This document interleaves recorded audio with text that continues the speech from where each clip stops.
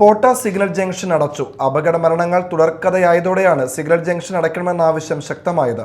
ഗതാഗത മന്ത്രി KB ഗണേഷ് കുമാർ സ്ഥലം സന്ദർശിച്ചപ്പോൾ ദേശീയപാതയിലേക്കുള്ള പ്രവേശനം അടയ്ക്കുവാൻ നിർദ്ദേശിച്ചെങ്കിലും പരിസരവാസികളുടെ പ്രതിഷേധം മൂലം അടയ്ക്കാൻ സാധിച്ചിരുന്നില്ല. ദേശീയപാത അധികൃതരുടെയും പോലീസിന്റെയും മോട്ടോർ വാഹന വകുപ്പിന്റെയും നേതൃത്വത്തിലാണ് ദേശീയപാതയിലേക്കുള്ള രണ്ട് വശത്തെയും പ്രവേശനം അടച്ചിരിക്കുന്നത്. RSS ചാലക്കുടി നഗർ ശാരീരിക് പ്രമുഖ് NA അനീഷ് മാർച്ച് 13-ാം തീയതി ഇവിടെ അപകടത്തിൽ മരണപ്പെട്ടിരുന്നു. ഇതിനെ തുടർന്ന് BJPയുടെ നേതൃത്വത്തിൽ പ്രതീകാത്മകമായി സിഗ്നൽ ജംഗ്ഷൻ അടച്ചു. പ്രതിഷേധത്തെ തുടർന്ന് MLA സനീഷ് കുമാർ ജോസഫ്, നഗരസഭാ ചെയർമാൻ ഷിബു വാലപ്പൻ തുടങ്ങിയവരുടെ നേതൃത്വത്തിൽ സ്ഥലം സന്ദർശിക്കുകയും നാട്ടുകാരുടെയും ബസ് ഉടമകളുടെയും മറ്റും യോഗം വിളിച്ചു കൂടിയ ശേഷമാണ് തിങ്കളാഴ്ച രാവിലെ പോട്ട ആശ്രമം റോഡിൽ നിന്നും ചാലക്കുടിയിൽ നിന്നും വരുന്ന പഴയ ദേശീയപാതയിൽ നിന്നുള്ള പ്രവേശനം അടച്ചത്.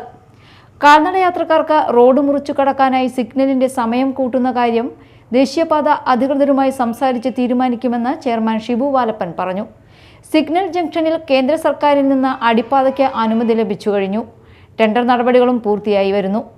മറ്റിടങ്ങളിലെ അടിപ്പാതയുടെ നിർമ്മാണത്തോടൊപ്പം ഇവിടെയും നിർമ്മാണം ആരംഭിക്കുവാൻ കഴിയും. നഗരസഭാ ചെയർമാൻ ഷിബു വാലപ്പൻ, മുൻ ചെയർമാൻ എബി ജോർജ്, കൗൺസിലർമാരായ വത്സൻ ചമ്പക്കര, ലിബി ഷാജി, SHO സജീവ് തുടങ്ങിയവരുടെ നേതൃത്വത്തിലാണ് പ്രവേശനം അടച്ചത്. Media time, Chalakudy.